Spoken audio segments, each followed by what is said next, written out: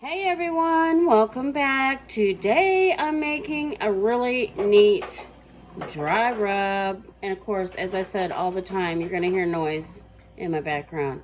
That's an ice maker. Our ice maker on our fridge quit. So, yay. And then we have a percolator in the background because our coffee maker quit. Isn't it funny how that happens? All the stuff starts breaking down. Anyway, today we're making a dry rub. And the reason I'm making the dry rub is I like to make my own.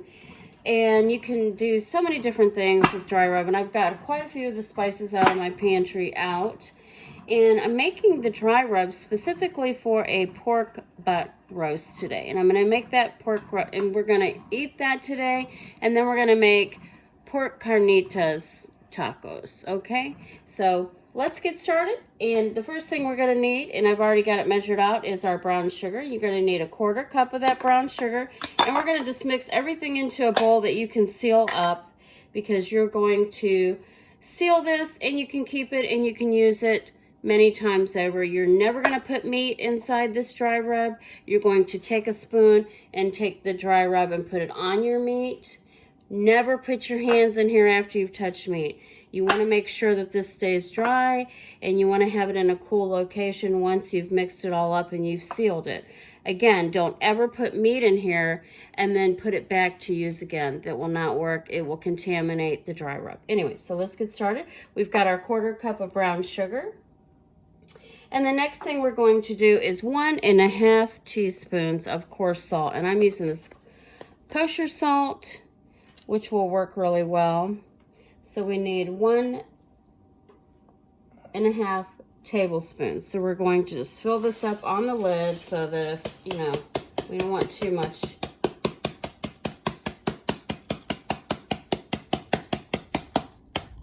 Okay, there's 1 tablespoon. We'll go ahead and add that in. It seems like a lot of salt, but when you're talking about pork, it's not.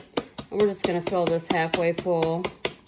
So it's 1½ teaspoons of coarse, or tablespoons of coarse salt.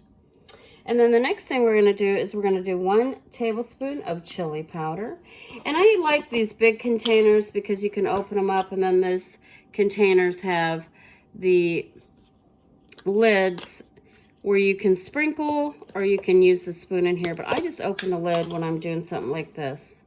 Okay, so we need 1 tablespoon of chili powder. I'm going to go ahead and put that in there. We need 1 tablespoon of ground mustard. It says mustard powder, but I'm kind of tweaking this and making it my own recipe. And so that, you can't really get that spoon in there, so we're just going to do it the best we can from the container. And that's 1 tablespoon of ground mustard. And then we need 2 teaspoons of ground black pepper. 2 teaspoons of ground black pepper. It almost seems like it needs a little more pepper to me. I don't know. But again, I'm tweaking this. I'm adding some things that aren't in this recipe. So I'm kind of tweaking it and make it my own. And so it'll be Mom's dry rub. Okay. Now, the next one we're going to do is 1 teaspoon of onion powder.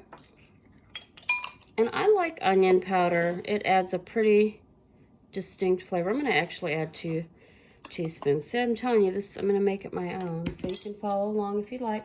It says 1 teaspoon of garlic powder. Again, making it Mom's. I'm going to add 2 teaspoons of garlic powder. Why? Love garlic. We're going to put 2 teaspoons of garlic powder. And as I was saying, we like garlic, and garlic powder is really good in your dry rub. You really want to incorporate that. Ooh. The spices may make you sneeze. I have a very sensitive nose, so of course it's going to make me sneeze. Now, this cinnamon's not going in our dry rub, but I'm going to make another video on cinnamon sugar because a lot of people really don't know how to make cinnamon sugar mix. So, anyway, so we're going to go right on to our cayenne pepper, and it says 1 teaspoon of that. We're going to put 1 teaspoon of that. Now, be careful with this cayenne pepper because it can ruin a recipe real quick. And then we are going to put in paprika, 1 teaspoon of paprika.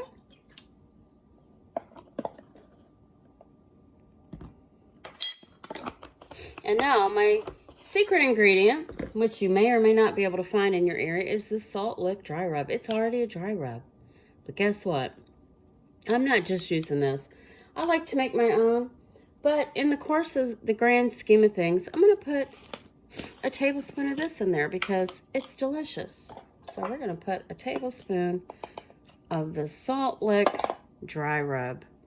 It is originated here in Texas, in Driftwood, Texas. So you might be able to find this at your local H-E-B. If you can, you're lucky. This is a great dry rub. Homemade is always best. And then what you're going to do now is you're just going to mix all this together. All right. You got a pretty nice looking dry rub there. Look at that, guys. That's awesome. Now, I think the onion powder, once it starts getting old, it gets lumpy. And so really what I'm doing is I'm just getting all those lumps out. And get those lumps out.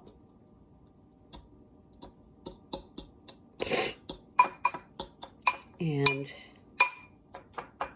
all right, see, there you go. There's your dry rub, guys. And then we're going to seal it tight. I'm actually making a pork butt today, so I'm going to use maybe half of this for that pork butt. And then, you know, we are going to seal this up and keep this at room temperature and bring it out whenever we need a good dry rub. Hey guys, thanks so much for watching. I hope you enjoyed this quick video on how to make your own dry rub. And if you did, click that like button for us, share the video, and hit subscribe if you haven't done so already. We do appreciate you watching. Have a great day. Hey guys, we've got our pork roast. I just wanted to show you this since we just made the rub. I'm going to add this to the end of the video. We've got our pork butt with all the dry rub on there, and this is how much we have left. Not very much. So this might work on some ribs. But that recipe that I showed you will probably do one huge pork butt. And I believe ours is about 10 pounds.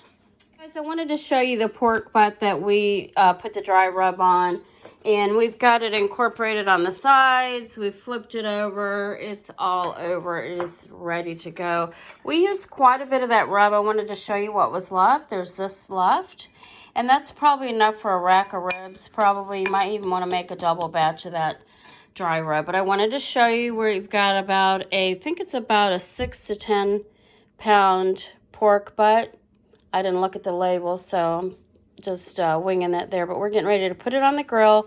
And we are going to leave this on the grill for about 6 to 8 hours. And we've got it on this pan so the grease doesn't fall out and catch fire on the grill. And I know a lot of people frown on that, but we are going to do that anyway to keep the grease, and then we can come in and drain the grease. And we should have a pretty moist pork butt.